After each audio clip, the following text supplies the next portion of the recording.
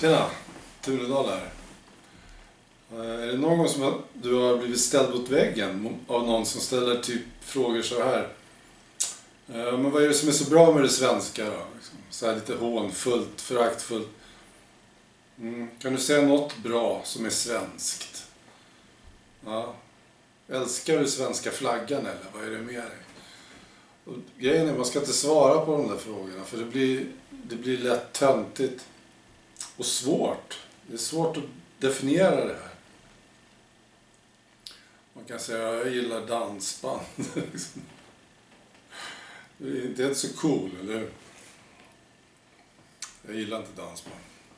Ja, så därför så har jag gjort en lista så här snabbt på grejer som inte är svenska. Det är mycket effektivare. Okay. Anledningen till att jag gjorde den här faktiskt, det var att jag läste om en gruppvåldtäkt nyligen. Jag tror det var i fredags, alltså igår. Jag är inte säker på det. En minderårig pojke blev gruppvåldtagen i Västerås. Jag avskyr det här.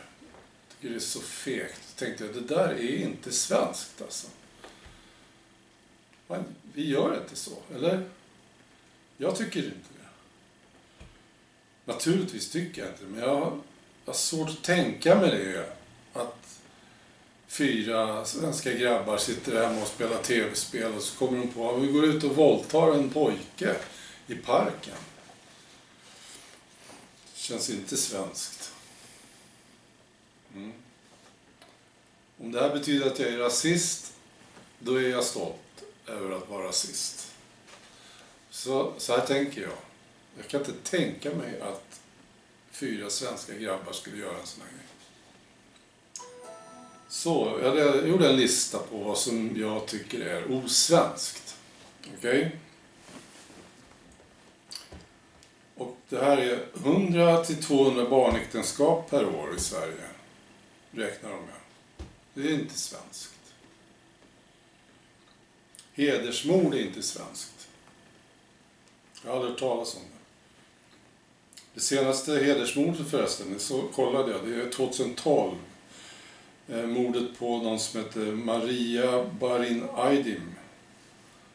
En kurdisk tjej från Irak. Okej. Och att i grupp sexuellt ofreda en 12-årig tjej på en festival. Det är inte svenskt. Sen har det här med bilbränderna. Det är lite osäkert här. Det kan ju naturligtvis finnas svenska bland det här. Men det känns ändå inte svenskt. Tycker jag. Bilbränderna i Malmö har ökat explosionsartat.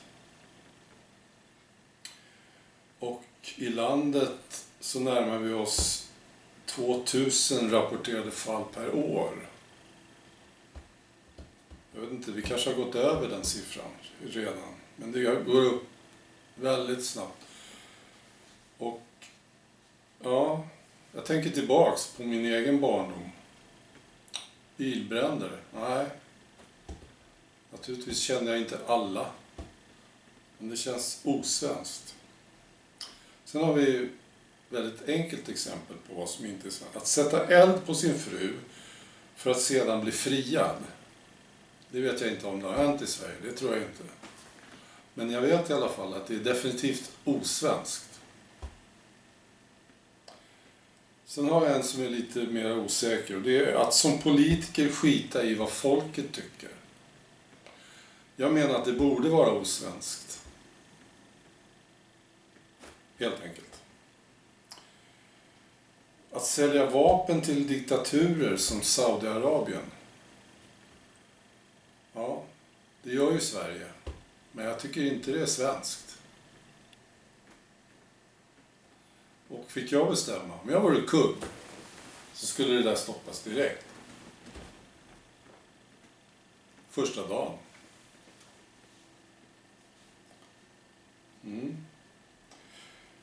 Här har vi en annan sån där lite osäker grej. Att som politiker gå bakom svenskarnas rygg och skriva in EU-medlemskapet i den svenska grundlagen. Det är ohederligt. Och svenska politiker har gjort det. Jag menar att det är osvenskt. Helt enkelt. Ja. Att gulla med radikala islamister trots att de gång på gång sagt att de ska döda oss. Det är inte bara osvenskt, det är oerhört korkat. Ja visst, det finns korkade svenskar. Jag erkänner. Men jag menar, det här borde vara osvenskt. Och vore jag kung skulle jag förbjuda det direkt. Första dagen. Jag skulle få jävligt mycket att göra första dagen, kommer jag på nu. Man gullar inte med radikala islamister i Sverige. Så är det bara. Okej. Och en sista punkt. Att som journalist eller polis hemlighålla information om brottsligheten i Sverige.